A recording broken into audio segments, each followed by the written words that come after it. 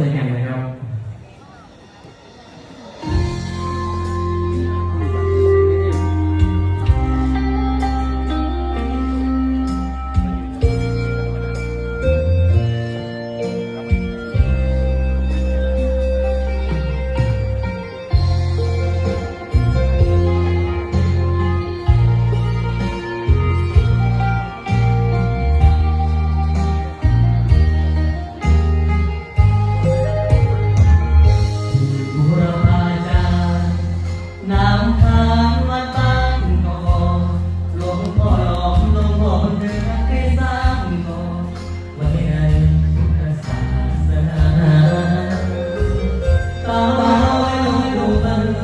หลวงปู่ขาวที่ชาวพุทธศรัทธา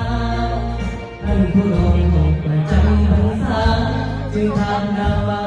ทิมบูรพาจารย์ทิมบูลูกหลานอำเภอหัวตะพานอำนาจเจริญผู้ภาวนาจิตตาบอสีทางแห่งทางนิพพานเปลี่ยนด้วยเมตตาเมื่อได้มากราบนมัสการอยากจะหาให้มาเปรียบปานอยากโยสมภารต่างก็มาบารมีกราบลงสามทีหน้าถวายเจดีย์พระสันติสุขสามผู้เดินขอให้หมดทุกข์หมดโศกโรคภัยอย่ามีหลวงพ่อหน้าคงแสนพระแก้วไตรรัตน์ปัดเป่าสีชีวิตที่เหลือจากนี้ขอให้สุขีผู้ราตรีนาบุรพาจารย์อนุสรณ์สถานศักดิ์สิทธิ์สำนักปฏิบัติธรรมสั่งสอนศีลเจริญพระธรรมขออานิสงส์อริยสงฆ์มาที่บุรพาจารย์นำพาชีวิตก้าว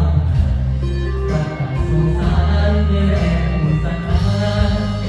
หลักธรรมคำสอนหลวงตาอย่าหนาปวดอย่าหนาเพียงอย่าสร้างคนอย่าเป็นทุกข์กับคนทั้งโลกเด้อเย็นเย็น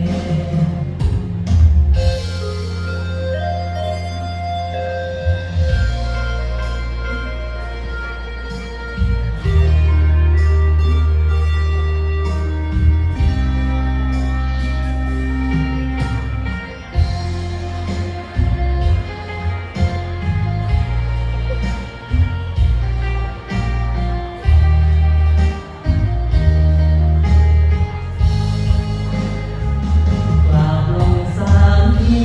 หน้าถวายเจดีย์พระสันติสุขสามผู้เดินขอให้หมดทุกข์หมดโศกโรคภัยอย่ามีหลวงพ่อหน้าคงแสนพระแก้วไตรรัตน์ปัดเป่าสีชีวิตที่เหลือจากนี้ขอให้สุขีผู้ราตรีนาบุรพาจารย์อนุสรณ์สถานศักดิ์สิทธิ์สำนักปฏิบัติธรรมสั่งสอนศีลเจริญพระธรรม